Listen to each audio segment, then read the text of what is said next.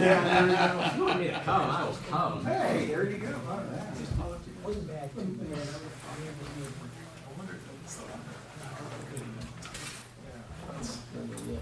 I'll fence you over there, but I do this all day. Right, it'd be done. Part-time gig for you. That's exactly right. Well, yeah, this would be nice. It's supposed to be like, All right. always for Somebody all for you. Yeah. Couple lights. Yeah. I know you have been working on that. But yeah. We'll see. That's it. That's all I got for you. Appreciate it. Other than what's on this agenda. All right. What's bad, you?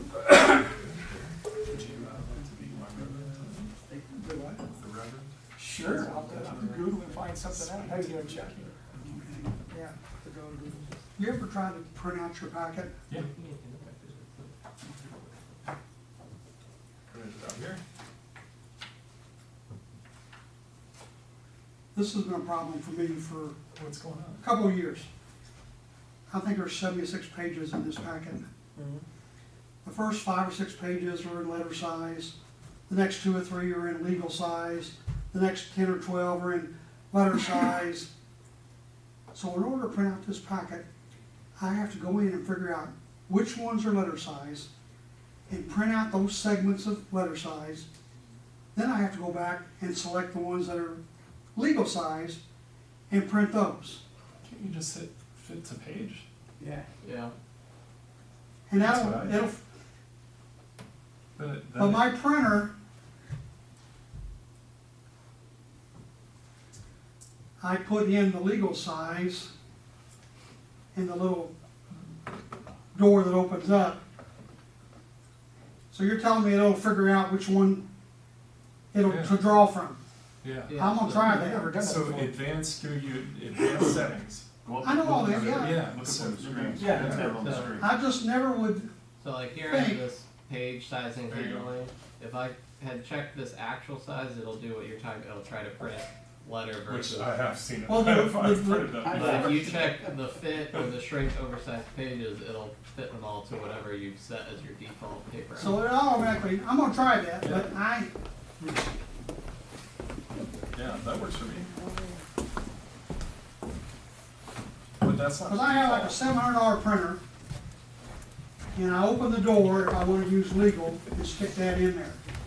But down below, I have another tray. You got your snowshoes on? Well, you're I telling heard- me I heard Lorraine if I put yeah. that, it'll I mean, it was alternate crazy. between which one it What needs. was it? And the way she No, was just covered print in them all snow. letter size. Yeah. I talked to a friend. Whatever from you And that's my Big problem. Village, Uh-huh. and, So if they some of had them are snow all the legal, way to- They got the. I don't get the full page. Stark County. It'll shrink the. Yeah. Yeah. I don't want them shrunk. I want, Yeah. if it's illegal, I want it a full-size legal. And if it's a letter- Then, yeah, you'll have to do them. We never had this problem before you came along. And so you might have some information that he's gonna share with me that I can send to you. We can sort of If you talk want them all about letter size, what I'm just gonna do is I'm gonna shrink the I don't want them all letter size, I don't want them shrunk. Not obligated to provide you with any size, So. other than 8 by 12. So what you just told me fit the print. That's what I'm thinking, maybe 67, because she said. It's going to either print them all on letter size, or if I specify legal, they'll all be legal. Which is what I kinda had to do on occasion. This is a mess. All them all together legit, so. I was wondering. Print's perfectly fine on all 8.5 by 11. But who wants a legal size, condensed down, smaller print, crammed into a letter size page? That would be so cool. If your, Pardon me? if your preference is to have it legal size, that's your preference. They would come up and find out when their recess is. Okay. And This has been a mess for a year and a half. I have spent literally an hour sometimes going through and figure out which is legal and which is letter. We'll talk after. In fact, here's one I printed out today. You got the code, mine out just fine. that page is legal, So, Yeah. but then these others were letter size. And I had to If you print want me these to out make that, I'll separately. ask, you want me to ask? Chances are this is. Yeah, I always do one print, one size. But it's gonna make it smaller. Yeah, I was just thinking, I can still read it. You just don't read it. I could. I said I'll I believe can, that I too. can still read it, I did not say that. Well, wait till you're 73. Wonder. Oh, I get it. Yeah. Okay. I mean, why don't you? I mean, there's a leave all that? Matt, I know, that's. There's a reason why it's on a legal size page, because it's more information on there. Okay. But wouldn't it help you to see all the pages on legal paper? I've done that on occasion. Yeah, just try to. But- Yeah. Say you got 76 pages and only 10 of those are legal size. You're wasting a lot of paper, and this has been a zoo. Well, yeah, let's talk about that, and then think of some questions we wanna ask. So your first explanation, to say fit the print, What he does is, led me to believe that it would figure out if I needed letter size but he wants. or legal size, and it would alternate between paper it would pull. That's not true. No, there's no. Thank you.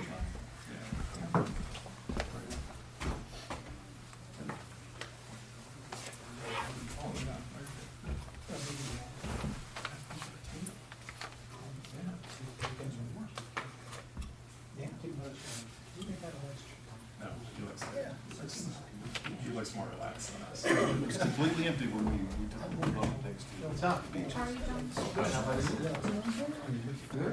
They closed it, so. Yeah. Oh, Determined boat accidents occurring in front. that's $10 right there. So she. House. I told her, oh, you look more relaxed. Different roles and jobs. Let me put sad text. Yeah, well, there you go. And, economic studies. Sorry, it's gas day. In the city, just a basic idea. of the commission. Get up to 4. Get him excited about the government.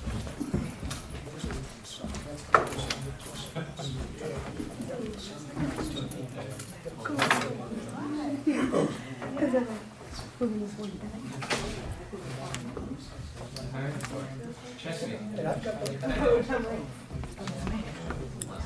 How old was it? No, after the first one, we're only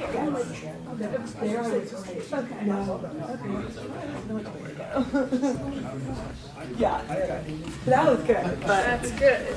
It's crazy. How are you? We're getting excited. Hello. Hello, how are you doing? Good, how are you?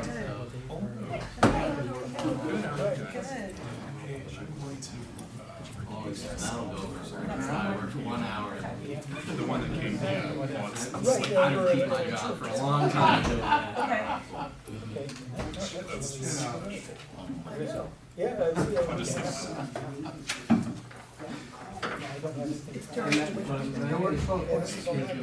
Oh, got it, okay. My hour's up. Alright, well, council meeting's over. See, I knew I called the The resident. one property?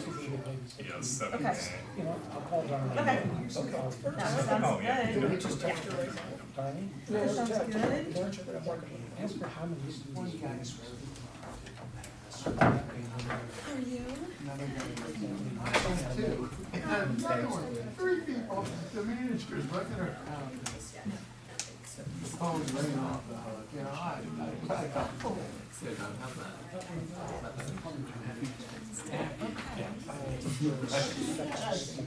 That's better. Okay. I think so too, yeah. Okay. Yeah.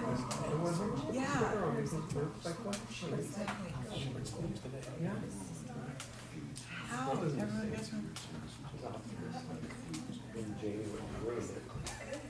It's not, so. That's why I was thinking of it. That's the silver one. That's, I really like that one. Like, Yep, good. this is like there. Yes. Yes. Hey, well, thank you, sir. Good. Yep. Never. Oh, there you go, not me. I got a question. Only one. How much is that looking off so that lady driving I keep holding my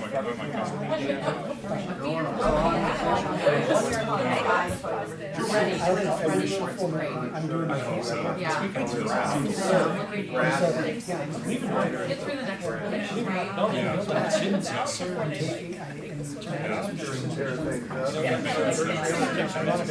You what? Exactly. Everybody will, it'll be.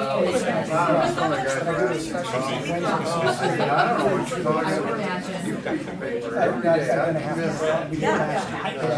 I would imagine. Looking forward to that. I hate to say the word, I hate the Oh, yeah, about 1 o'clock. Right. Oh, I think for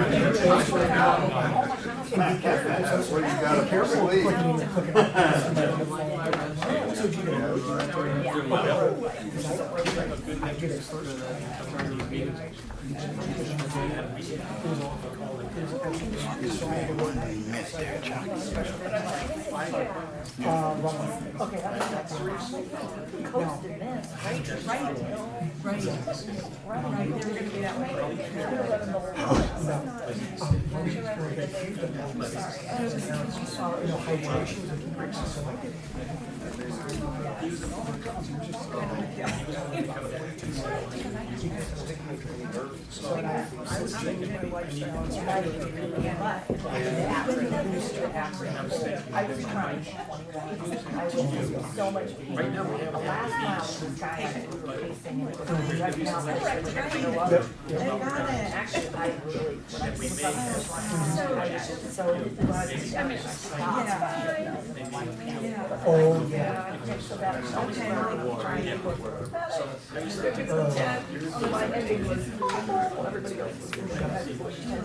Oh, the man is celebrating, I'm crying. Do we have any? Okay. What? You see, I'm trying to give tips for him in the past, so I didn't know. All right. Okay. Well, so, thank you. Yeah, you bet. Yeah.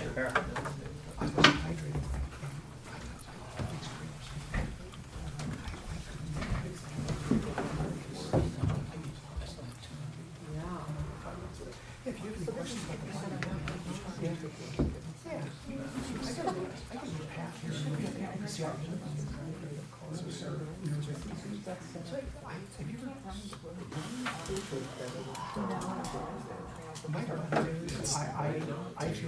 like I usually like to turn it off. I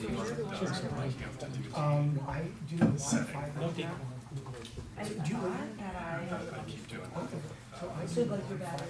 I can probably get it's all on roads, but they're all and then you find a way to Tomorrow morning, I will. so like I keep forgetting that. Yeah. Without seeing what people are. That's a bad idea.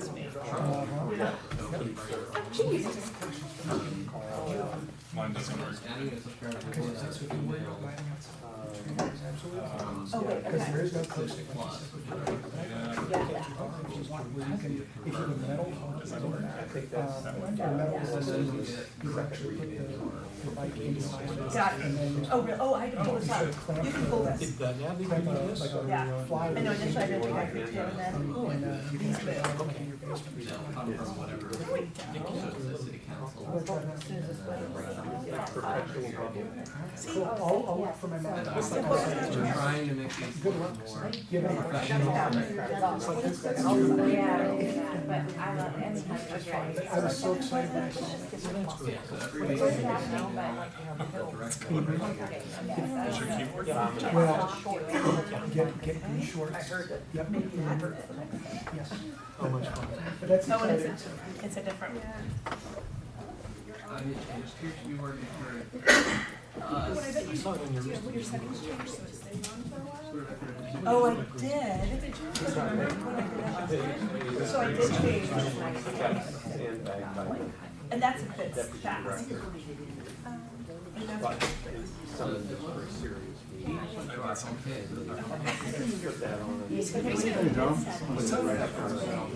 Hey! Are we gonna have to have Frank's in next week? I didn't agree with that then. Crappy weather. So what I was doing on Facebook, I will on Saturday, the link on my Facebook page. I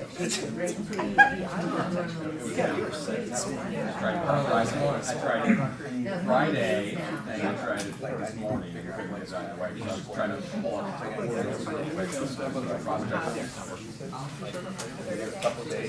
Is it time to start?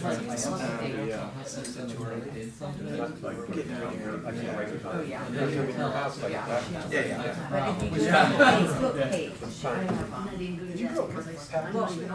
I did. it's so simple. You go to whatever. Little both, mild, If you look something, you Google email type, kind of like the longer one. Facebook page, Just and rest then on the yourself. Facebook page, on the left, there's like a highlight link.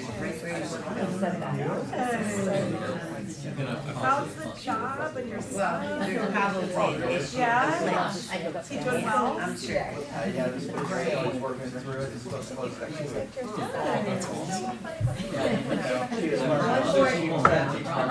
One more thing to put on your agenda. I like Cuban bell peppers fresh. Yeah.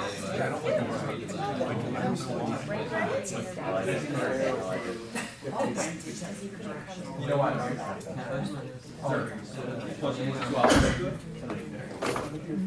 Rental registration. This is my life.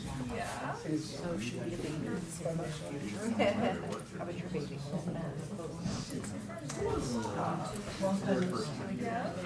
Oh, okay.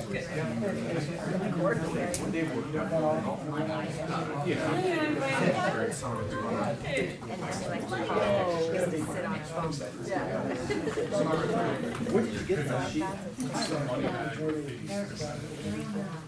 Did you read the bottom line? Yeah, just right outside that. Okay. Oh.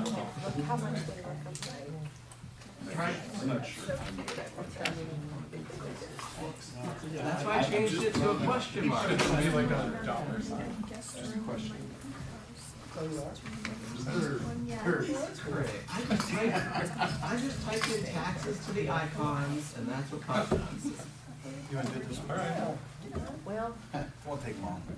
We use the same template. I'm out of town on Wednesday and Thursday, I have to go to Columbus. So we'd have to do it tomorrow. I'm gonna start about. I have a podcast at the high school in the afternoon, weather tomorrow. Can I talk you into something else? Could you do Facebook Live on Saturday instead? We need that.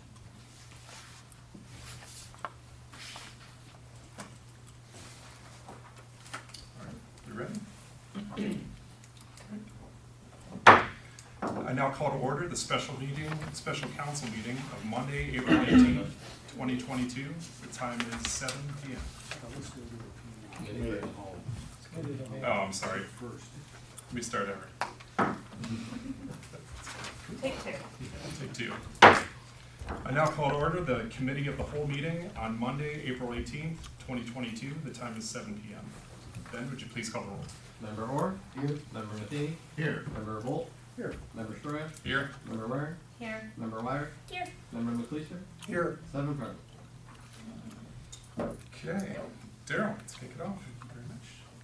Thank you very much. Well, before us for our consideration this evening is the long-awaited ordinance establishing Chapter 703, registration of rental units. Ben has done an excellent job recapping the history of this. I would supplement it only with a couple of just sort of general comments. The first is that both in 2019 and 2021, our surveys indicated that rental registration and rentals was an issue of concern among our constituents. Many were concerned about the proliferation, and some were concerned about the long-term impact upon the community. As I read papers from Northeastern Ohio, other aging communities such as ours have had real problems. We may not be there yet. One of the advantages of having a rental registration is our ability to literally collect data upon which to make decisions. And I underscore that. It's not what we think is going on, but what is actually occurring. And the registration will give us numbers and also compliance information, which is absolutely critical. So without that type of data, it's very difficult to create a longer-term strategy for the community. What are the kinds of things that we are looking for? We're looking at numbers. We're looking at safety issues such as smoke detectors, carbon monoxide. We're looking for health issues. We're looking for maintenance issues.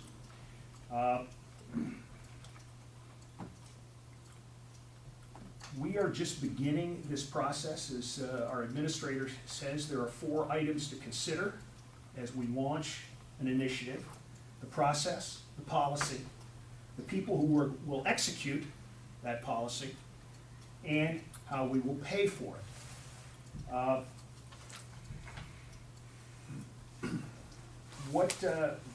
Before I turn it over to the administration to dive into this in more detail,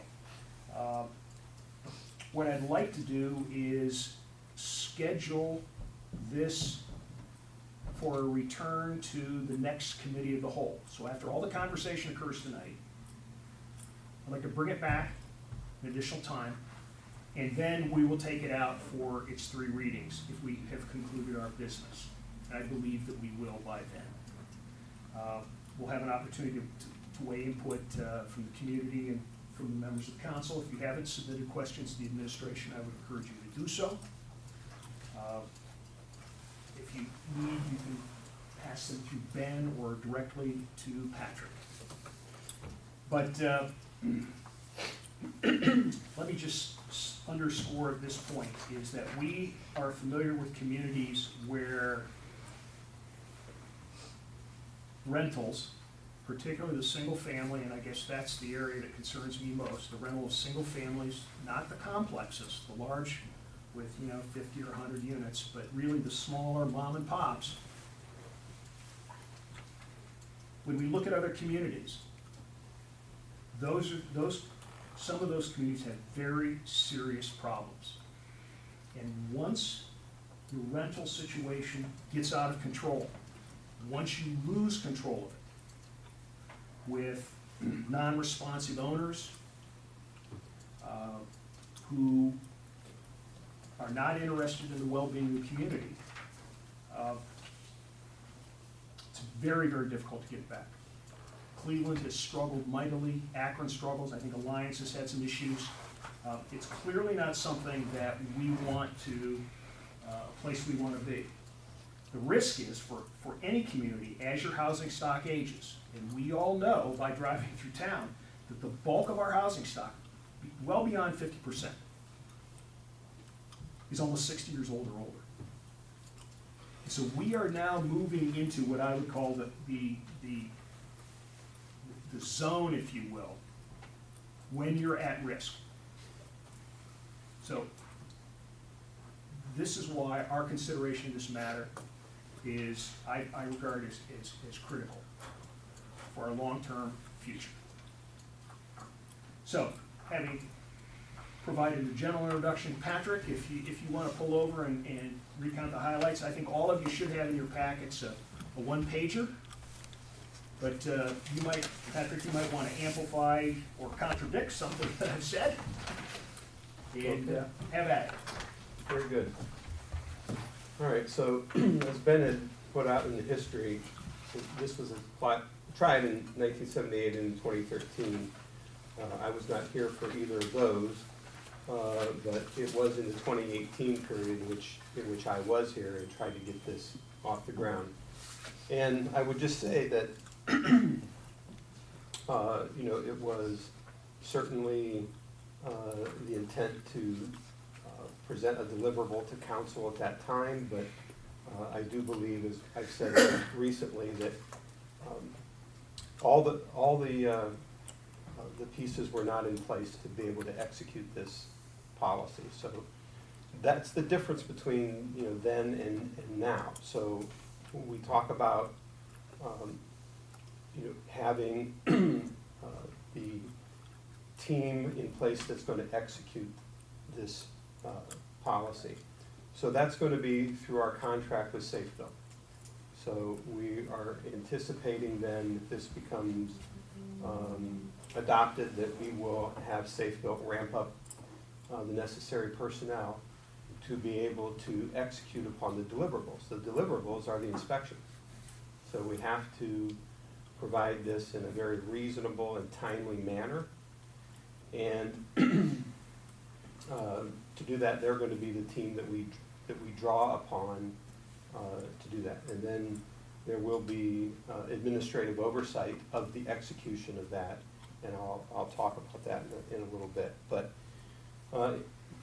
as we were rolling through the pandemic, it didn't make sense that we would try to get this in place because there were issues of going into people's homes and spreading the pandemic. So we just put it on back burner and recently constituted this about 6 to 8 months ago, and put together a team of department heads that would be involved in this, including Safebuilt, including law.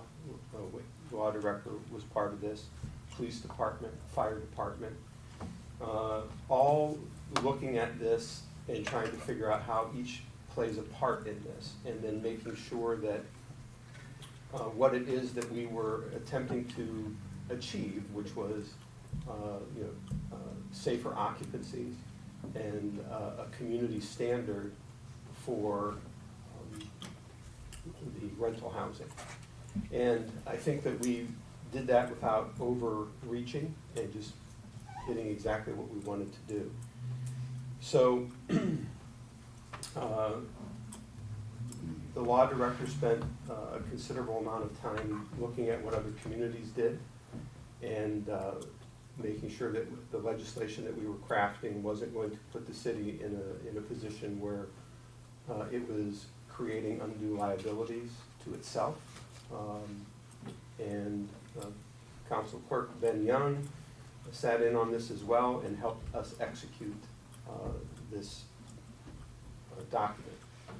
So I know there's going to be lots of questions about it, and so I'm going to start it off with answering the questions from Councilman Nathemi, who had put a couple questions to me over the weekend. So, and there will be some changes that I'm going to recommend tonight based on what we see in the draft. But question one, when will the city establish an online registration process? Excellent question.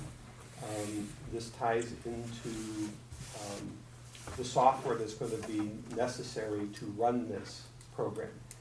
And that takes us back to, just a couple years ago when we looked at this. I can tell you that in hindsight, in 2018, the cart was just before the horse. In 2013, the cart was miles ahead of the horse. We're demoing software from various vendors. We have some leading candidates for that.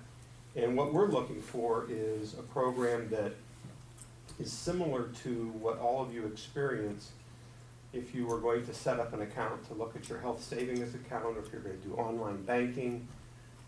You're going to create a user ID, your own password. It's going to log you into a cloud-based system, and you're going to be able to apply online, and you're going to be able to track the progress of everything online. And certain things will automatically happen once certain milestones are achieved. So for instance, you submit an application. You should get an email saying, hey, we got your application, thank you for submitting it, we're reviewing it. Once it's reviewed and completed and it's, thumbs up, another email goes out to the person saying, hey, your application was completed properly, we're ready to schedule the inspection. And then there's this stuff that just automatically happens to move it along, and the intent is to try to create this in as much as a digital world as possible without creating a lot of undue paperwork. So the software that we're looking at does allow that, and that's one of the things that we like, is that it's not us inputting the information. Now, that's not to say someone comes up to the counter at City Hall and says, hey, I want to register. Someone can do it while they're there, giving them the information for them, should they not be able to type or not be savvy enough to go online and figure it out. So we do have a mechanism for that. Why 8 units is the focus of this legislation and not all rentals? If this is due to city limitations and staffing for inspections, I would prefer to see a different number for this legislation.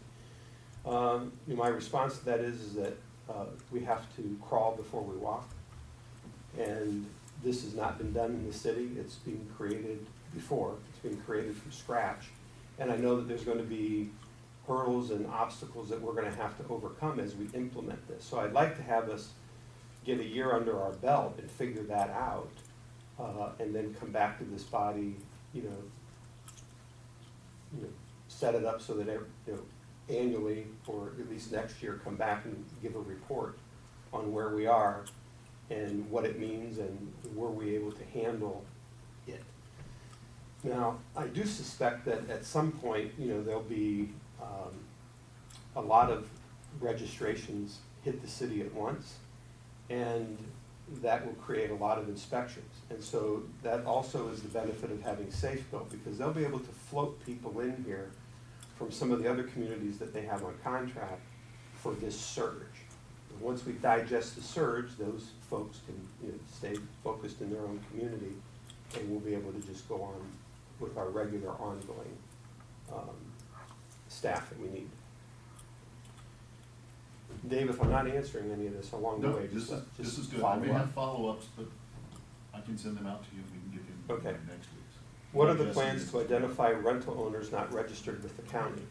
So our plans will be to consider all sources of information in order to develop our own database of rental owners.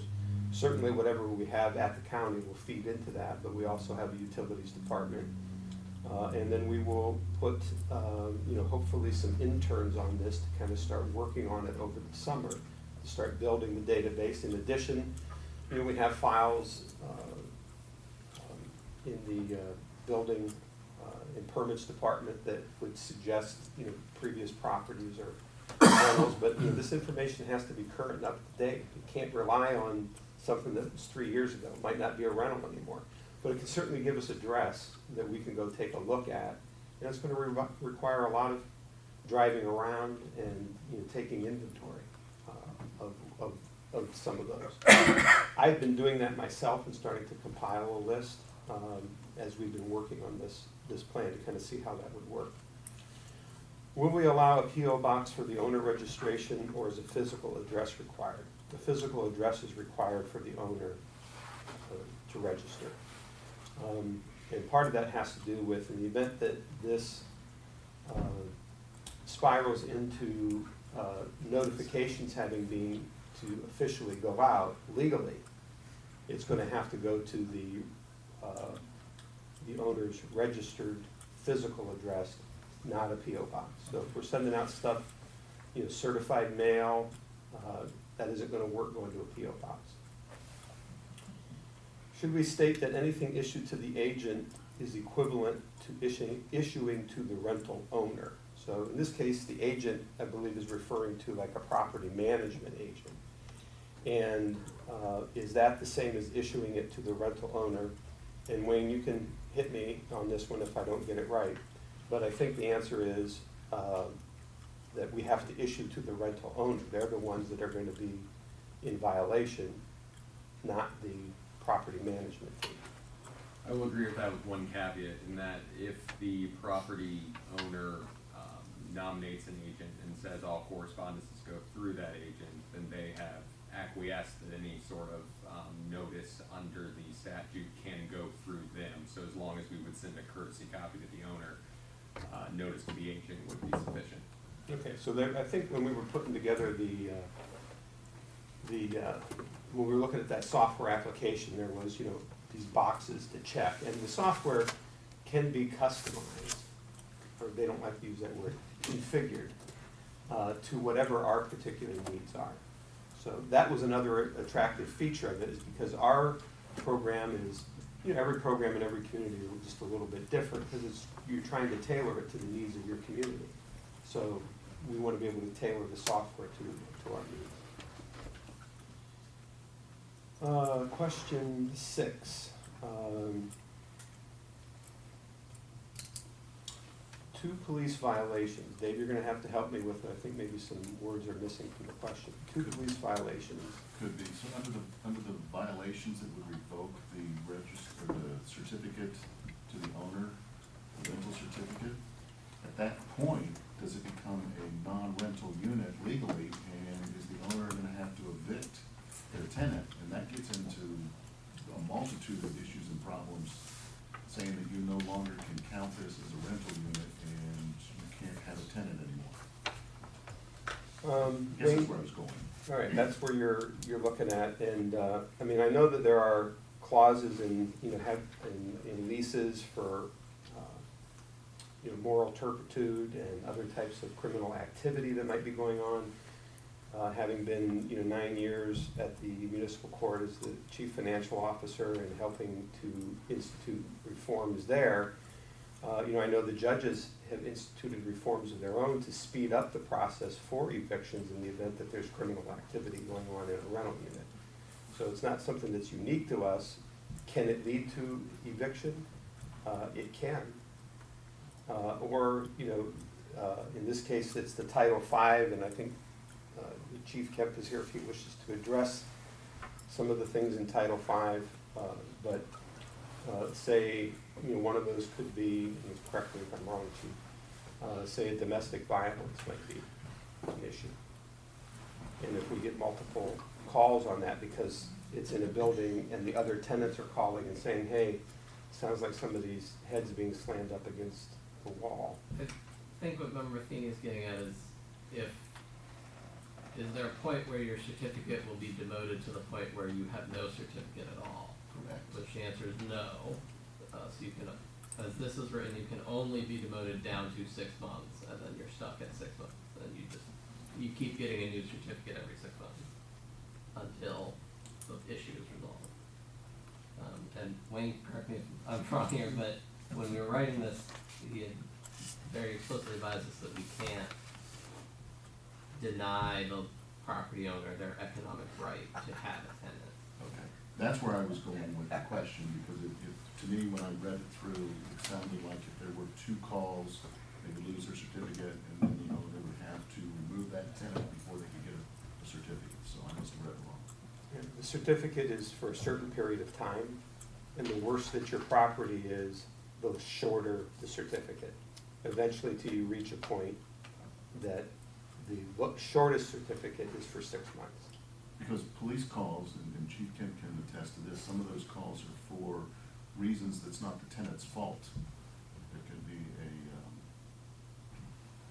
a... Councilman Matheny, we had discussed that when we had our meetings over this.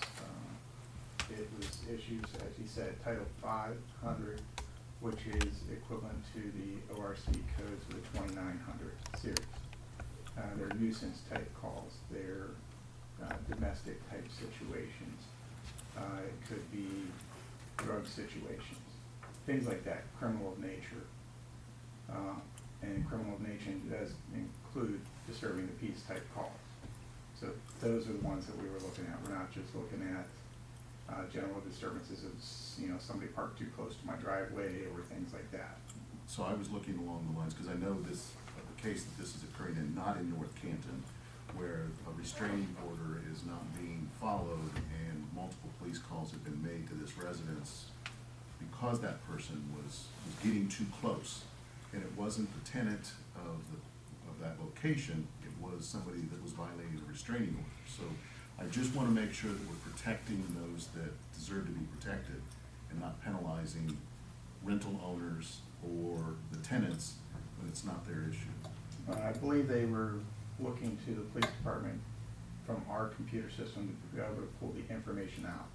So we would be able to expound a little bit upon, we have a half dozen calls at a certain residence.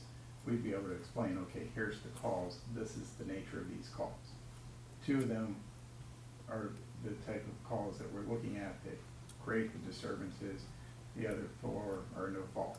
Okay. And in your case, the example you gave would be a no fault. You can't control that the person on the opposite end of that restraining order keeps showing up. Okay. You know, and that would be why somebody like that would move to the community, to rent in our community, is because of the response that they would get from us. All right. Thank you. Can we speak up so the microphones will pick this up? I don't think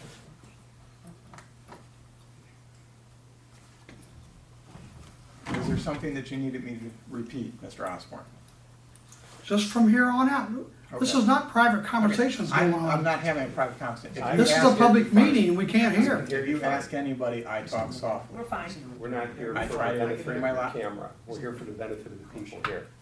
I'm here Period. because your audio does not pick up the meeting. Chuck, come on, let's No. go. Yeah. Out of order. It's noted, okay? Well, do something about it. I think we've addressed it.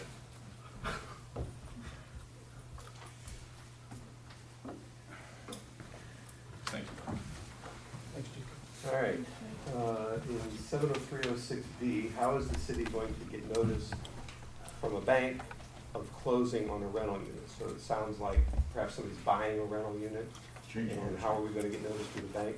We're not gonna get notice from the bank. We don't care to get notice from the bank. It's the burden falls on the owner of the property who's buying it, if they're gonna use it as a rental, to then reach out to the city and get registered under this program.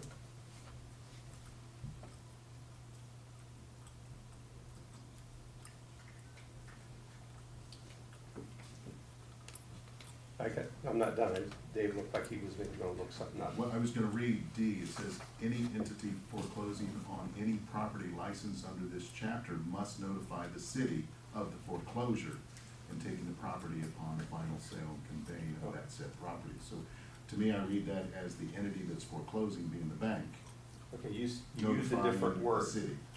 In your email, you said closing, Ah, and you're saying now foreclosing, yes, so that's different. yes. Yeah, I'm reading D, it is foreclosing of the property.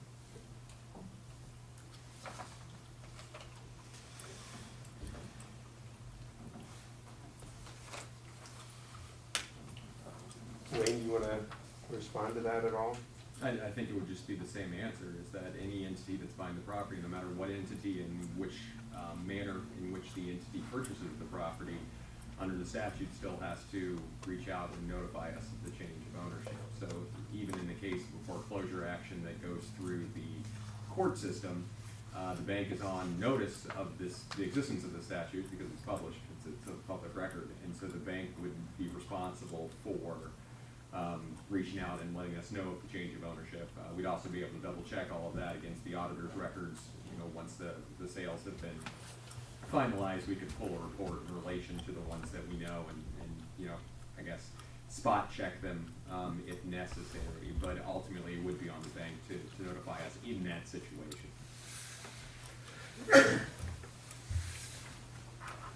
In 70308A, will the finance department keep separate ledger accounting of fees received and charges for inspections to maintain this rental ordinance? Desire for this to be not a burden on the general fund. Gina, would you like to address that? Well, there would be a separate account to account for the revenue coming in, and we would balance that with whatever software system that says of the intake of whoever's registered, then that would be our accounting for that. So yes, you would see that on the monthly financials. And is that going into the general fund or a separate? It would be general fund, yes. Okay, thank you.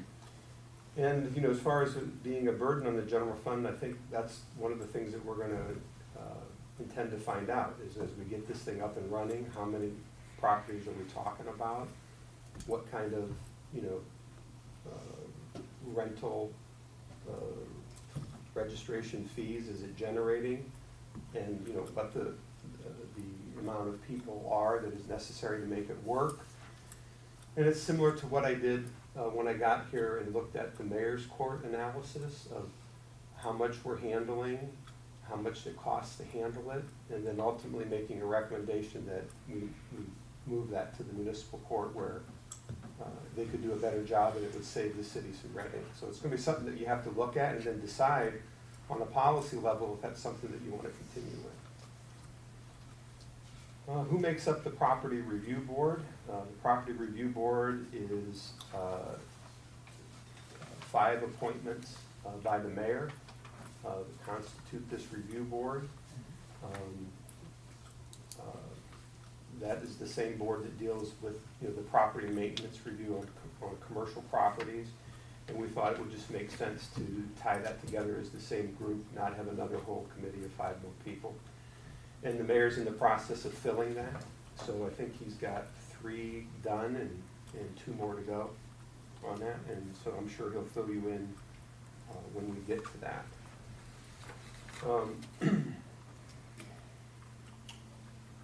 You know, one of the questions that I get, you know, from time to time is, well, isn't the rules that you have presently on the books enough to accomplish what you are setting out to do?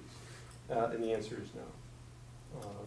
The mechanisms that we have now will not provide an effect on the desired outcome. And I can look at the properties that we are dealing with in just from the outside, trying to administer through the process, and with, you know, all due respect to, you know, legal, there's a lot of legal stuff that you have to do in order to eventually, if you have to take it all the way to court, it creates a tremendous amount of time. And ultimately, if somebody just ignores it all the way through the end, it ties us up for, you know, a year or 2, and we still don't have it done. So there's just not enough leverage to make it happen, and we think that this experiment, if you want to call it that, since we've never done it before, but it's been done in other communities, with what we propose, we think will work well and give us the desired tools in order to affect the change that council's looking for. Any questions other than from Member Matheny? Go ahead. Do you have any follow-up questions? Not this time, but probably the next meeting I'll have a few. Let's Thank move you. to my left. John, any questions at this time? What other local communities around, like maybe Louisville, Massillon? You spoke of Alliance, Cleveland, and Akron falling on their faces, but you know, what local communities? Well, Canton is probably, you know, the biggest in our county that does a registration and licensing. Louisville does a registration only, so they don't provide a service. You just tell us that you have a rental, and they charge, I think it's like $25 or something like that, and you just have that data. The licensing, you know, from the stuff that I've looked at is where you get the teeth. Try to scoot over so that Dave's head's not blocking me. There. Is the licensing, and to do the registration without the licensing, really it means that it's worthless. It doesn't really do anything for you. You can't affect any of the changes that you're seeking to do without the licensing part. And the licensing is the inspections. And so, you know, fire department looked at this, you know, and fire can get into certain size buildings by statute. They already have that authority, but under a certain size they can't get in. They're not allowed in. And this would give us the ability to go in and make sure from a fire standpoint that all the things are up to the proper code from the fire department standpoint. estimates of how many units there are in the city of 8 and less? Don't know for sure, but what we did is we took, we kind of looked at from the fire department and the police department standpoint of trying to derive a number where we felt that most of the activity was occurring or most of the potential problems are going to occur, and drew that line at 8. But it was something that was debated for at least a whole afternoon, and pulling up some data to try to figure out where should we try to draw the line in this first go round. So we had settled on 8. Okay, good. Stephanie? I'm good. Christine? No, I met with Ben this morning and went over everything, so I feel good. Mr. McLeister, I know you've already taken a bite of this apple. I have, and I do have one other question that, just wanted to touch base on 70306, which, Member Matheny had already brought up a question there. And I'm looking at A, in the event of a new rental unit not previously certified for occupancy, application shall be made at least 90 days prior to occupation of the unit or building by a tenant. And I think I was just kind of curious, why the 90 days? It seems a little long for me, but I understand we need a certain length of time to get ramped up. My recollection on this particular provision, could use a refresher, but in talking with Member McLeister about it earlier, one of the situations that was presented was, let's say, somebody takes a house that became available. Their parents lived in it, parents moved to a nursing home, assisted living facility. The children want to keep the house but turn it into a rental. And to the circumstances that they're not aware of this legislation, and they go out and put it up for rent and get somebody to move in, or they know somebody that found that it would be perfect, that they could slide it in right away, wouldn't even have to do any upgrades to the home or whatever. So maybe in this instance, 90 days might become a burden in the sense that they might not be able to get someone in and paying rent right away. So that could be one issue that needs to be addressed in the event of, say,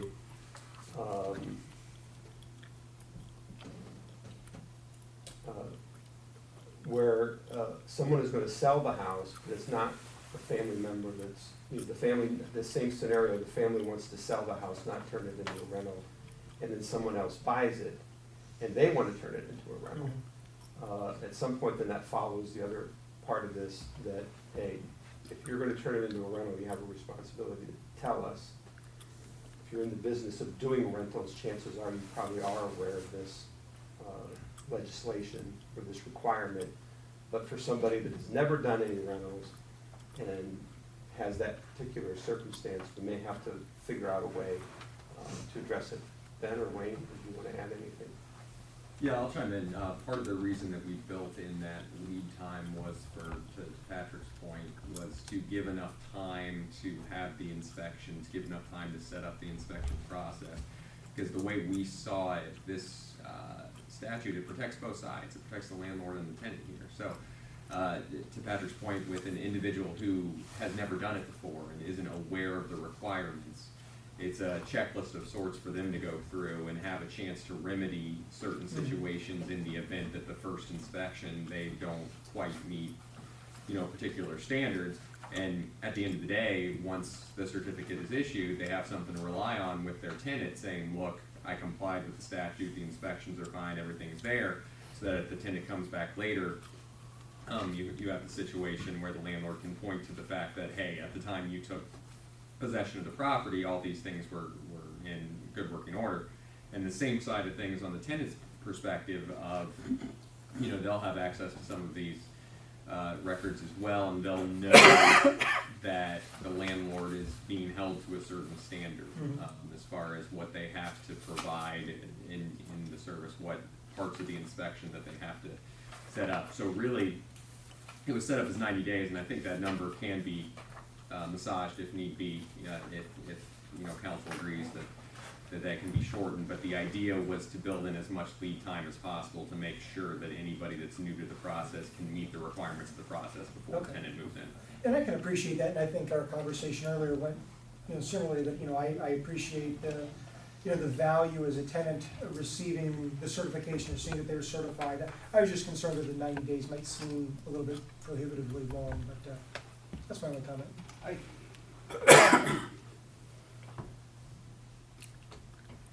trying to articulate this as best I can. But as we look at this 90-day period, Patrick's laid out this hypothetical. We've got a property that may not have transferred legal ownership. What kind of time frame are we looking at for someone who is, say, acquiring the house from a deceased parent to get that property probated into the hands of the new owner? Do they have siblings? Talk to me a little bit about that estate issue and how it might fit into this 90-day time frame. That's issue A. And then issue B would be, let's assume for the sake of argument that you've got an older home occupied by old people. Thanks, Ben. Your review's coming up. But there may be issues associated with that home that require remediation. And you're going to have a contractor. You're going to have to schedule a contractor in. So you don't want to push the window too tight because you're going to need to get that done. So talk about that legal back end of how the family manages that in the time frame. What would it take to get that? Okay, so both valid questions. I'll start with the estate question because it's the easier one. Any estate process, start to finish, to probate and get property out of an estate into whether it's heirs or whether it's a third-party purchaser is going to take well more than the 90 days. I mean, you just do not see the turnaround. And I can appreciate that, but I guess my question is whether it is an estate situation, a relative dies and I'm taking over the property, or I'm buying Daryl's house. Can you make notice? Like, hey, I signed the contract today, I'm making notice now, or do you have to wait until it's in your name before you can apply for it? You absolutely can, and that leads into Daryl's second Okay. question, Then- is that most contracts from both a residential and a commercial perspective, as far as purchase agreements, they have a built-in due diligence period. Mhm. And during that due diligence period, most buyers are going to be looking to make sure it complies with zoning, doing inspections, Okay. things of that nature. During that process, and it would be helpful / incumbent upon the seller to let the buyer know that it's subject to this particular ordinance. But during that process, you could absolutely reach out to the city and say, hey, here's my 90-day notice, gonna buy the property, considering turning it into a rental, let's start that process. And you're gonna do several different things at once. Even you can before move, you've signed the papers? exactly, Okay. you can move towards closing while you're doing the due diligence Perfect. process Okay. to just ensure that everything is gonna come out in the Okay, wash. well, thank you for that explanation and for Daryl's commentary. So maybe the 90 days isn't unrealistic. I guess that's where, you said we could tweak it, but do we want to keep it at 90 or for other reasons? My standard provision in a purchase agreement would be 90 days from a due diligence perspective. That's somewhat shorter in the case of a residential, but again, at the same time, even with the due diligence period in the contract, that's due diligence until closing. Closing is usually 30 days post due diligence period. And if you notify them at the start, even on some of the quicker residential agreements where you're looking at maybe a 30-day due diligence period and then a 15-day closing, that's still half the timeline, and you're going to still have to go through the inspection process and things like that. So I think 90 days is a perfectly reasonable time period. What about in those that do some estate planning and have a transfer on death of the title of the property? Say again. Transfer on death of the title for the property? So you're talking about these older homes and families, possession of it, I think is pretty quick at that point, isn't it? On a transfer on death designation affidavit, it transfers on death, that's the name, pardon me for stating the obvious. The official transfer happens, you file something called an affidavit of confirmation, which is a relatively simple affidavit that indicates that the decedent died, the property was subject to a transfer on death designation affidavit. Accordingly, the property is now vested in the beneficiary. So to answer your question, yes, that would be a very quick turnaround from a real estate perspective, but then we still have to factor in the fact that if they're getting it from a transfer on death designation affidavit, 9 times out of 10 that's from a relative, it's from a parent, it's from a grandparent, it's from somebody who more than likely lived in the home. And so if they're going to turn it into a rental, they're still going to have to go through the process typically of preparing it for the rental, and I think the 90 days would give them the adequate time to do so. But I understand your concern. Unless the caregiver is the new tenant renting and stays in the home. So I guess the point I'm trying to make is that forcing a 90 days may be too long, and not having the flexibility to allow a person to remain as a tenant in a place while the inspections take place to make sure that it's up to code, whatever the case needs to be. I fear that could be detrimental to those that are trying to rent the property or the families that have those properties. And I just don't want to be too restrictive. I just still want to fall on the side of safety. But at what point do you say nobody can be in this house for 90 days? Might not work. And that's exactly the point that I'm trying to make. I think I'm certainly in agreement with this ordinance. I think that it's needed. I guess my two litmus tests, if you want to call them, that I was looking at was I want to make sure that this is not a tax on rich people, so to speak. I want to make sure, and I don't think that we've met that bar. But I also don't want to get to the point where we're denying people the right to make money on an asset that they purchase. But so I think I just, again, I think I stated kind of what I wanted to get across before. I just don't want to make it prohibitive on people to make money on their assets. Here's the other point. You've heard me say this many times. Patrick's also referred to this. This is an experiment. Mm-hmm. We can make an amendment. And if we find, and frankly, we're probably not going to see a whole lot of this. It's No. gonna be Right. my guess. No. Admittedly, we're probably talking just a handful. Handful. Yeah. This goes back to John's question about numbers. We're probably going to see a handful of these. And if you're going to review it in a year, Right. you're going to know whether you've got an issue that you need to recalibrate. Perfect point. If not, you leave it. So I think we can tinker with it a little bit, whatever that reasonable number is. And, Well, I have some Yeah, ideas let for me- language on that. I'll get with the law director on that, and see if we can't figure something out there. But I do want to make sure that we note that, no matter what you write, you may find that 0.001% of an exception for it. But are you going to use that Absolutely. and allow that And that's to my block the point. progress Guys, on the other 99.9? That's my point. Yeah, so, It's gonna be but really small. I think that we can come up with some sort of language that will satisfy that particular concern. Thank you. All right, so we've gone right, we've gone left, we've gone to the far end of the bench. I don't think Matt has spoken. Matt? Good? Who's Should we call Doug Foltz? He's listening. And Don, I know. Okay, Because so it the was your game, so the two. game plan is, let's think this through. If you have additional questions, reach out, Patrick. And we will have this back next week, or at our next council. 2 weeks. In 2 weeks, our next council. I know. All right, Perfect. agreeable? Sounds good. All right, Right. very good.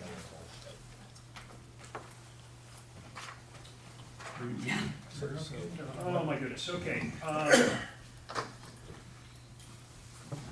As you know, the planning commission, per the write-up, has reviewed the, a request, if you will, for modifying the accessory uses on the North Main Street Gateway District. This was to add a gasoline station as an accessory use required on a conditional use permit. That issue cleared the planning commission, and tonight's action would be to set a date for a public hearing. And Ben, what date did we have? I would recommend May 23rd at 6:45 p.m. Okay. Is that agreeable with everyone? I'll make a motion that we set it for May 23rd at 6:45. Is there a second? Second. All in favor? Aye. Opposed? I'm done. Moving on, Stephanie. Hey.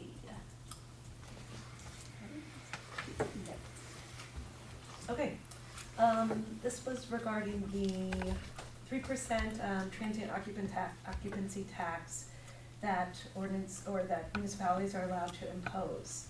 And so this would be 3% for anything under 30 days, is that correct, Catherine?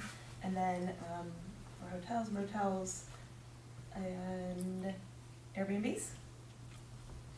Any other things you wanna say, or?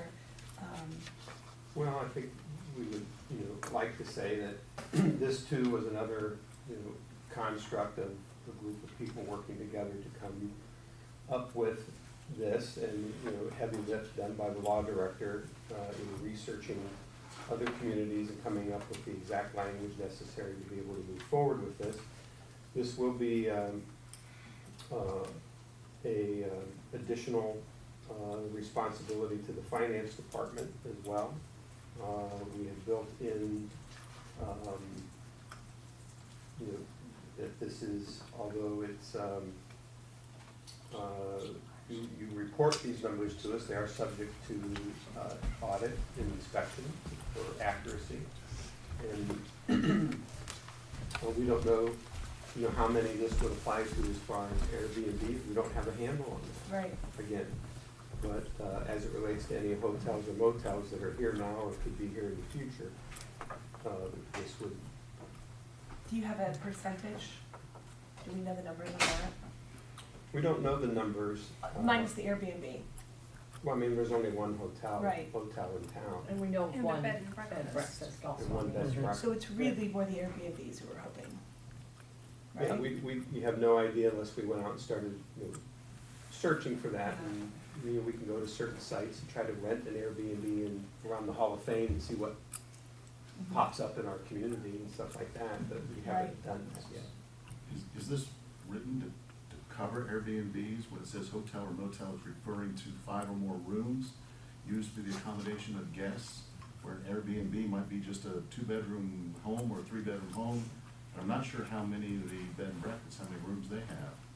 But is this inclusive of everything, or only hotels and motels with 5 or more rooms?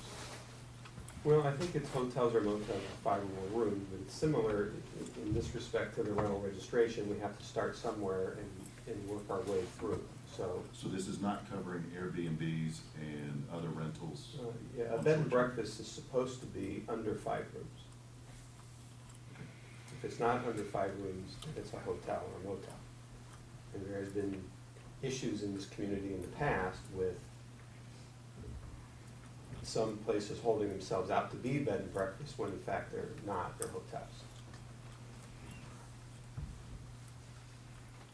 And the main differentiator in that is state fire law. So when you get to more than 5 units that you're renting out, 5 rooms, that's a hotel. So And should be governed by rules that affect that. So, state fire code, Ohio building code, kind of elevates that process up. But I guess on the description when it says the share economy, short-term rentals, I guess I was assuming those were more Airbnb. I mean, that leaves a lot of kind of ambiguity. Wayne, do you want to hit it since you wrote most of it? Yeah, so the intent of it, traditionally, throughout the communities that apply it, the one that is relatively recent that has applied it up to scrutiny in the courts is the community of Rocky River, Ohio. But there are quite a few in the state that use it. Traditionally, they go mainly for hotels and motels, with the idea being that the hotels and motels are going to have more volume, more activity that you're going to want to monitor, again, from a health, safety, welfare perspective, which is part of the reason for this. It's not purely tax driven, it's also, again, data analysis, to retrieve data to see how many people are coming through the hotel that is here and any future hotel.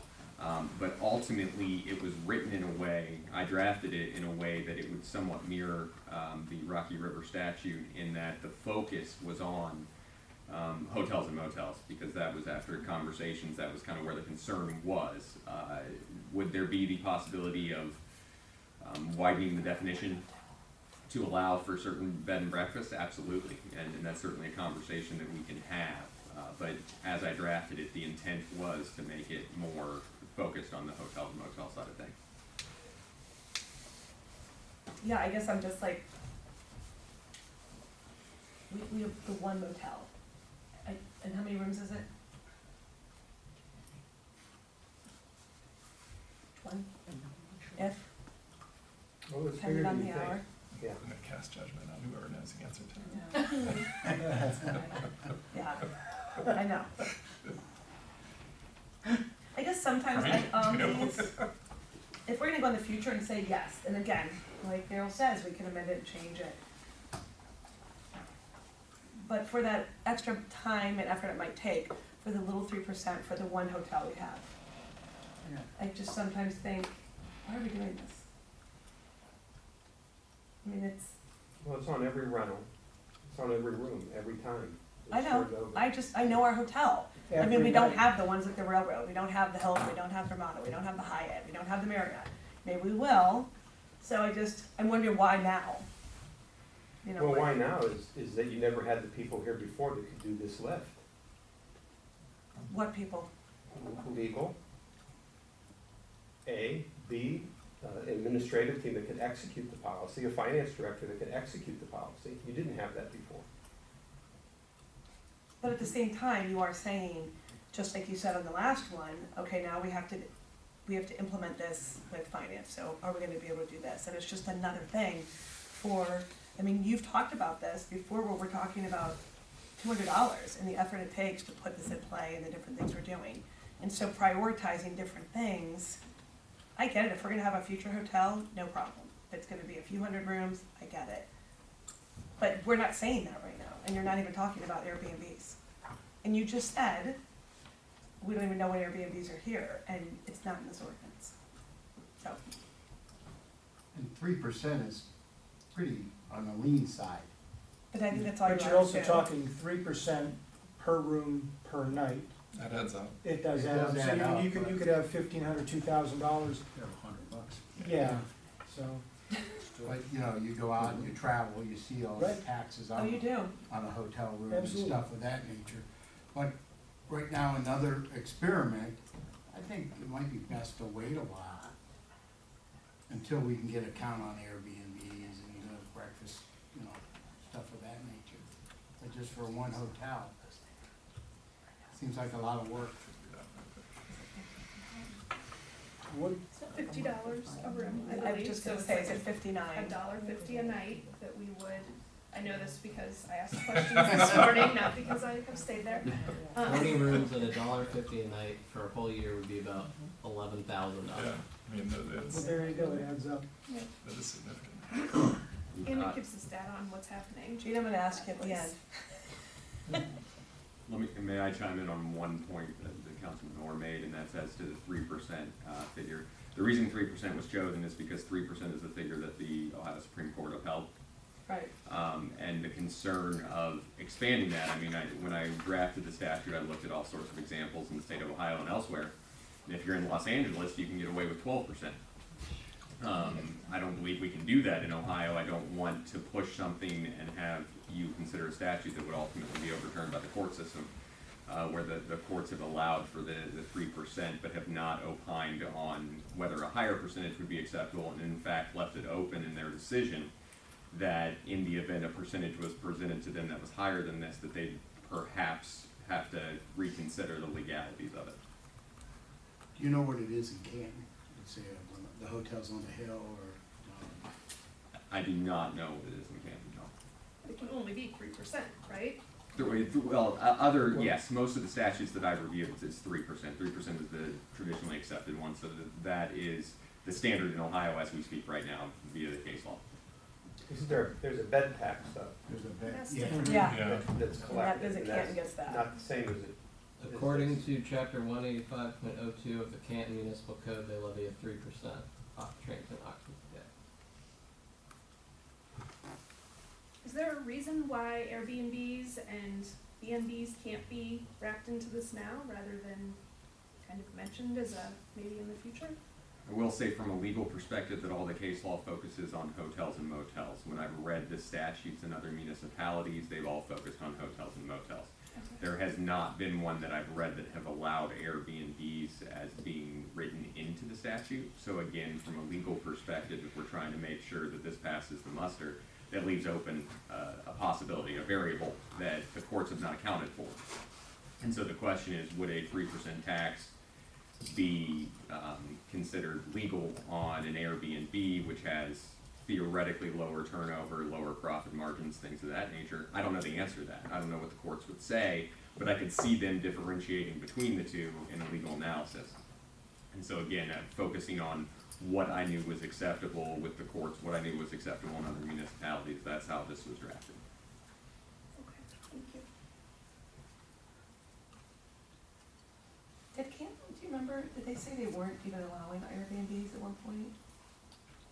I think at one point, yeah, there was an Right. article I read that said that they weren't allowing them, period, because Right. they were hard to police. Yeah. Mhm. Yes.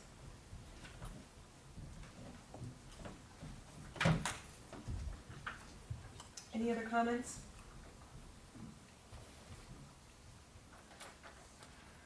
Now, in Canton's ordinance, they do say, in 185.03 definition, it's 2 or more rooms.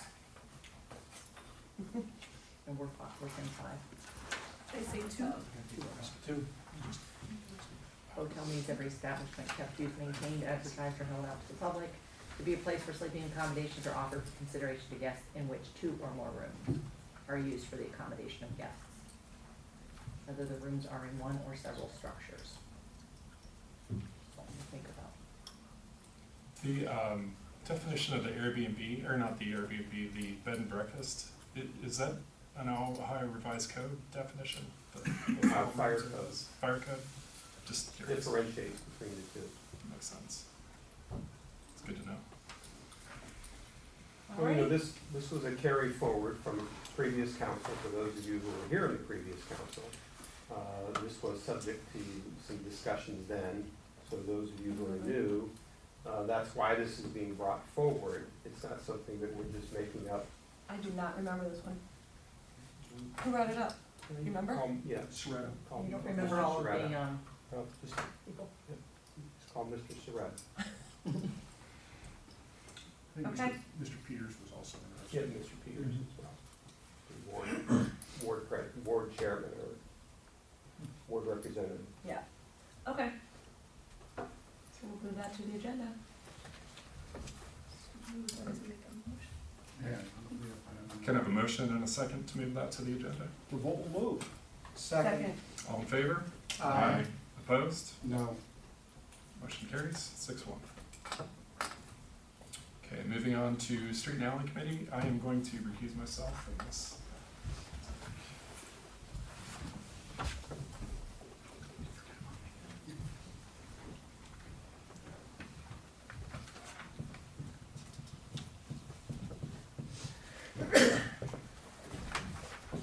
Dave, we'll let you talk about that.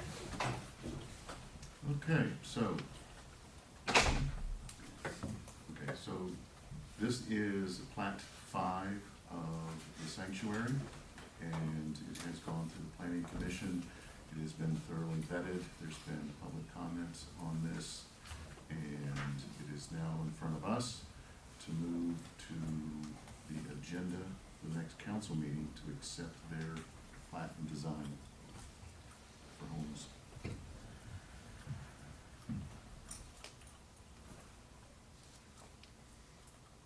Any questions or concerns? Need a motion? I need a motion. I will make the motion that we move. All right, to move, Revolt will second. all right, to move item 5A to the council agenda. All in favor? Aye. Aye. Okay. We can bring him back in, please. Jamie, you can start talking about water, sewage, and rubbish. All right. It's working its way back in. Exactly. We're talking about ordinance number 31, 2022. I think we all are aware of the source water protection area that we had talked about earlier in the year. This was the actual map. And so the map encompasses 2,850 lots. And if you take a look here, light blue is 1 year time of travel, and the darker blue, I guess would that be purple, is a 5 year time of travel. And it's worth noting that this went to the Planning Commission, and it was unanimously approved, and sent back to us here. So, any questions or comments? Did I hit all the points, Mr. Diorio? Yes, you did. All right, perfect. So I would entertain a motion on this item. Motion. Oh, let me read this. Oh. Can I have a motion and a second to add ordinance 31-2022 to the public hearing on May 23rd, 2022 at 6:45 p.m.? So moved. Moves. Second. All in favor? Aye. Opposed? Motion carries. And can I have a motion and a second to move ordinance 31-2022 to the council agenda? So moved. Second. All in favor? Aye. Opposed? Motion carries. I will entertain a motion to adjourn. So moved. Second. All in favor? Aye. Opposed? Adjourn. Wait, 30 seconds or 60 seconds. No one there? Oh, Susan. Shannon, when she's ready. Sue. Oh, Oh, is she out there's another meeting? Okay. Oh, He's ready. she was okay. Oh, okay. I feel bad. She got it. Maybe she's done. We're ready when you are, Matt. Yeah.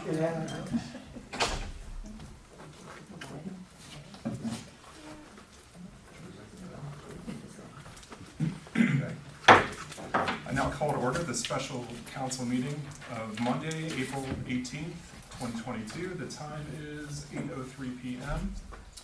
Opening prayer. Jamie. All right.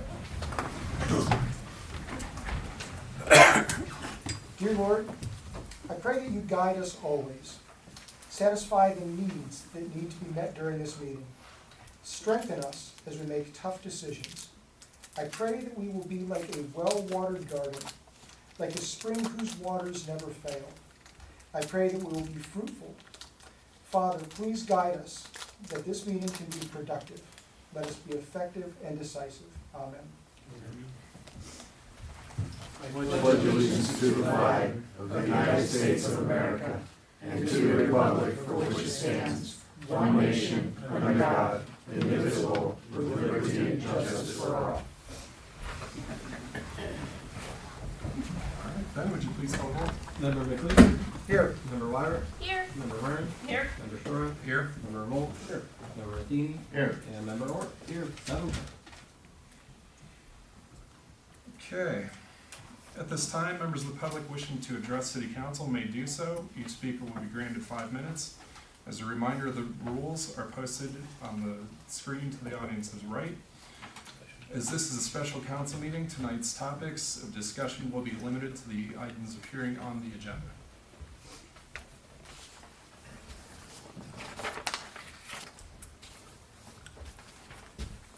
Last call for public speaks.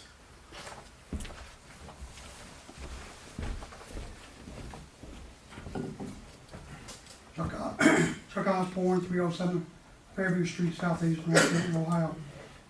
I simply just want to come up and applaud the administration for hanging tough in there on the hotel occupancy tax. I don't think we should be poo-pooing any kind of revenue. This is something that should have been in place years ago, as along with the rental registration, which continues to kind of drag out here. And I think it ought to extend to the B&Bs, whatever you want to call these. In particular, the one down there on South Main Street, I was able to enter the property several years ago. And there's a lot of flexibility in there. You could probably have 4, 5, 6 rentals going on at the same time. And I really question whether that motorhome that's sitting outside isn't available for an occupancy right then and there. So I think Catherine mentioned, was it Canton, taxes as little as 2?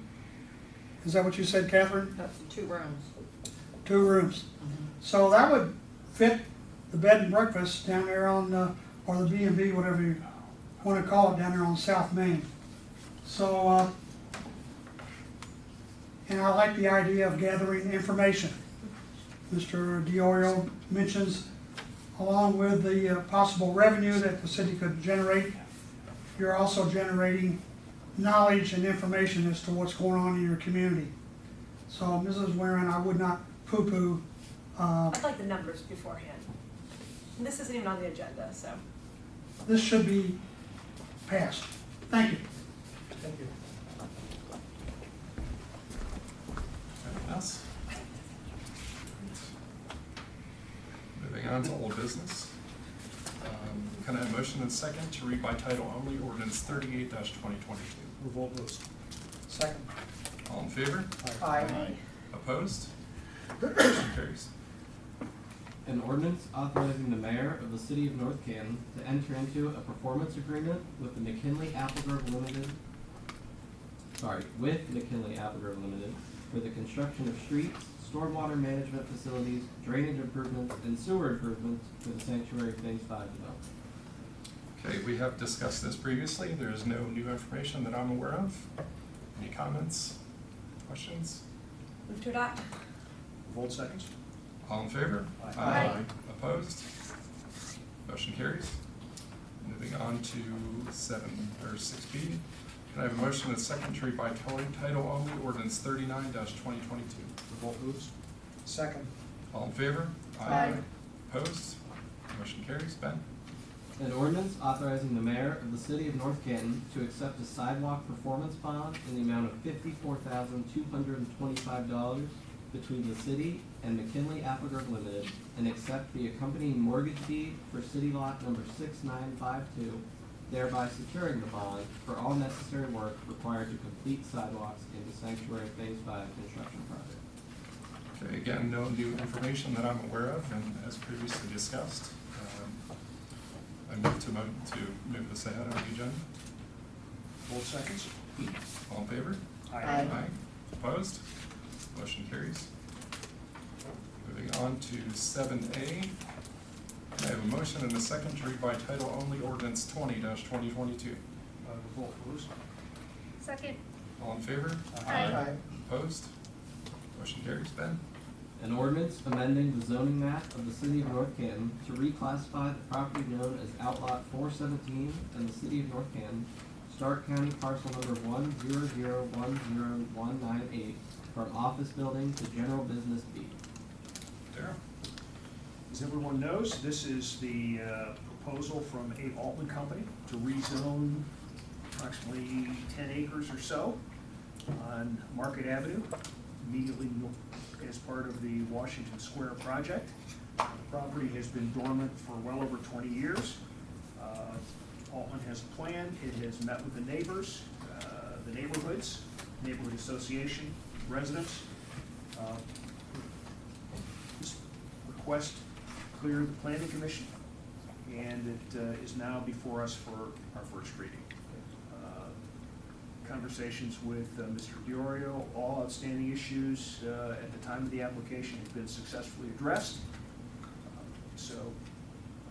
I will move. I think, before you say that, I would like, for those that weren't here myself, but I did watch the public hearing side of this, and I think the A. Altman Group did an excellent job of addressing the residents' concern and told them, according to Mr. Diorio, that this is on record now. They will follow up with the fencing that they require. Yes. And I think that shows their ability and willingness to accommodate the neighborhood, which makes that a good fit for this area. Agreed. Well, as I'd indicated to a couple members of council, these type of zoning issues occur once in a blue moon. But the example of A. Altman to address these issues before they came to council, proactively, I think reflects great credit upon the company. And I think this was, as many of you go forward in your council careers, this was a terrific model on how to handle these types of situations. So, having said that, I think I've made the motion. I will second adopt the it. motion Second it. to accept. All in the favor? Aye? Aye. Opposed? Motion carries.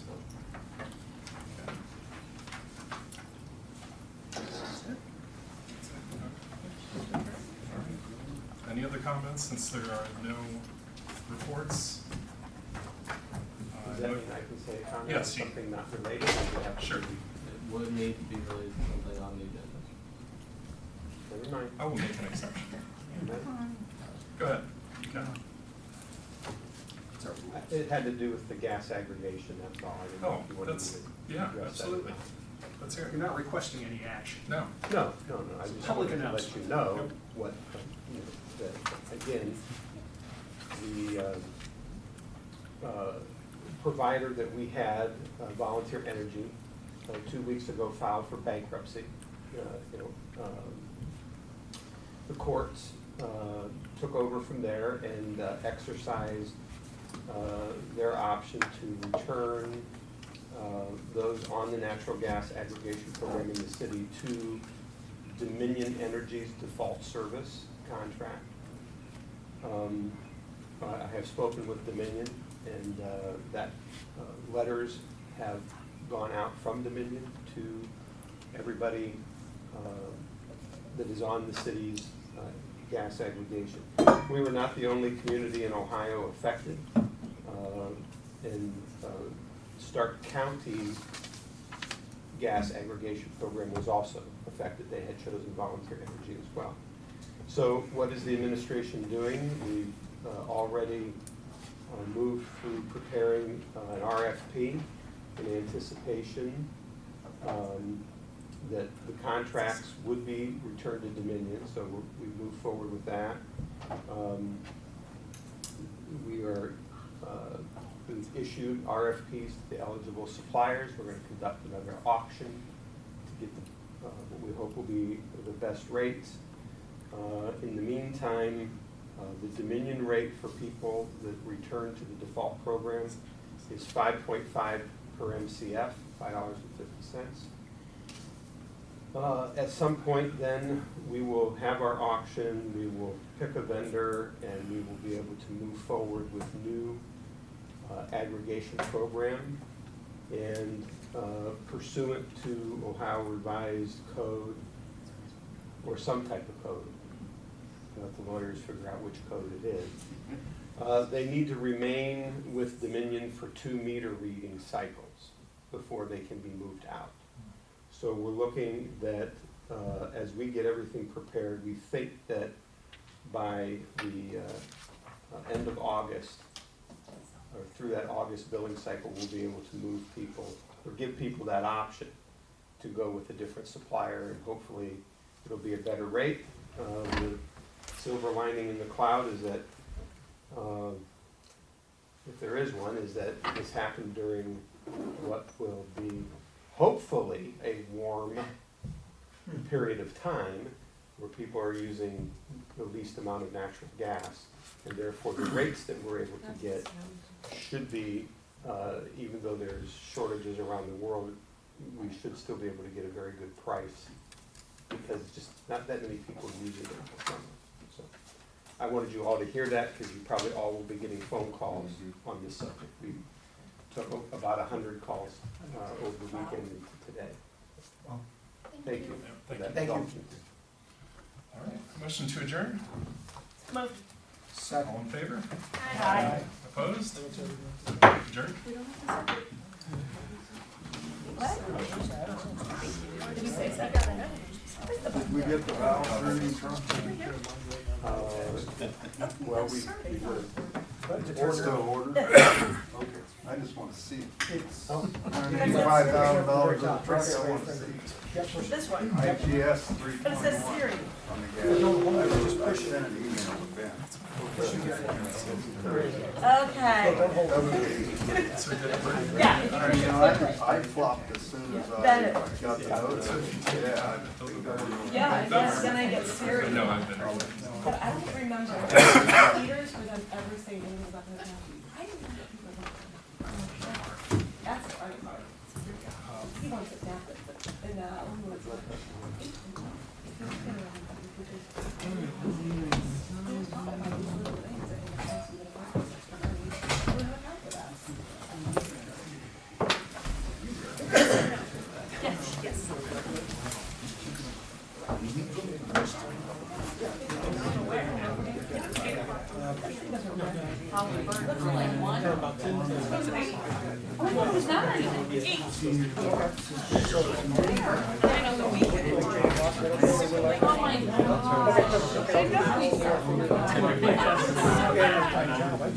There you go, right? And I was.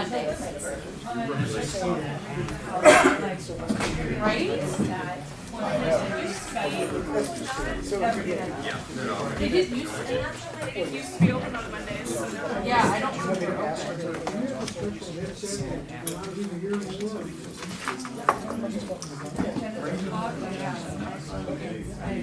That's what we all do.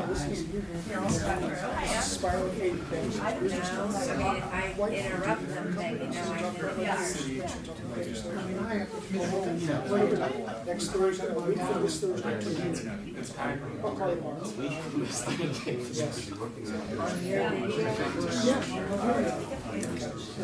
I'll be in. Right. All over. Oh, because that's what I do. Hey, I get it, other places, I get it. But, Unless you're weird, you start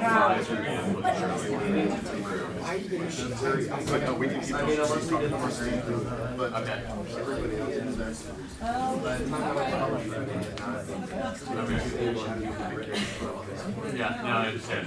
Right. yeah.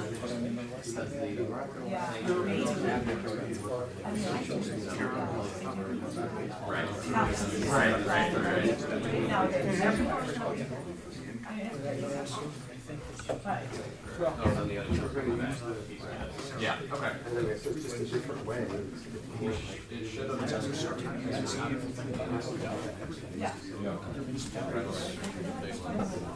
Yeah, I gotta see if the ones that he sent to me.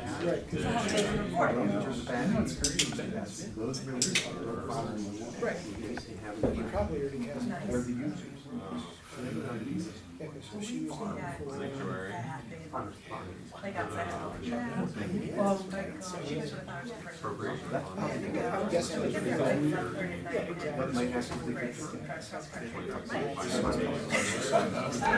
I like ran up, I was like, Alright. oh god, yes. Good. No. I was like, I turned the floor, I should serve this, it is a deal, I should have made some film, like, but you can pay. And then the next day was bad, it was crappier about it, finally, and I was like, allowance, you're paying, like, I didn't Okay, yeah. finally, I was Yeah, like, he may alright, just stay in Sedona, send me as FYI.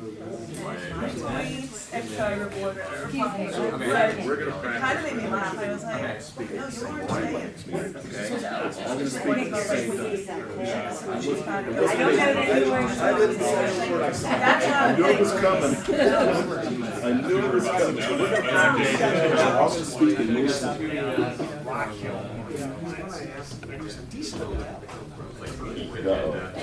See if I can limbo under this. Excuse me. Really? Well, that's why I sit so far. I don't think I might to not be leaning back and put a couple of Thanks for the compliment. Right now, they're building your zoning Like I swear something was funny was the word because I tried to call them, and they were like, hey, I'm looking for it. I didn't warning. No, it's fine. Oh, wow. Well, I guess I'd like your. Have a good evening. Maybe it's okay. As long as it doesn't overcompensate for what. Thanks for addressing my question. I was late when I got inside, so I don't have to get a week to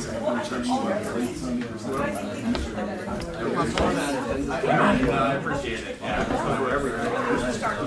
Good job. Thank you, sir. but, yeah, I swear they did pay tax. And then maybe, and I don't know what the bet. I did get a call.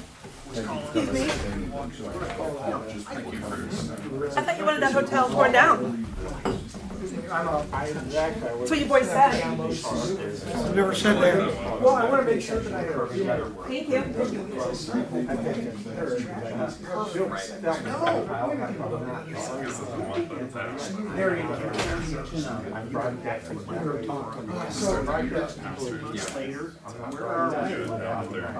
No, but you want Every Friday for like a month and a half. Right, and that's what. Yeah, right. It was not a That they didn't want to do it last year because of that. So I think it's on the schedule for this year.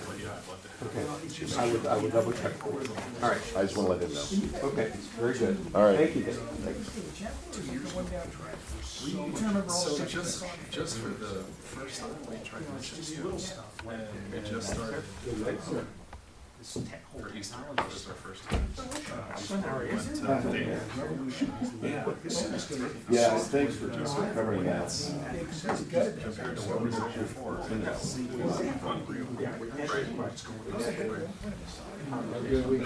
It's gonna be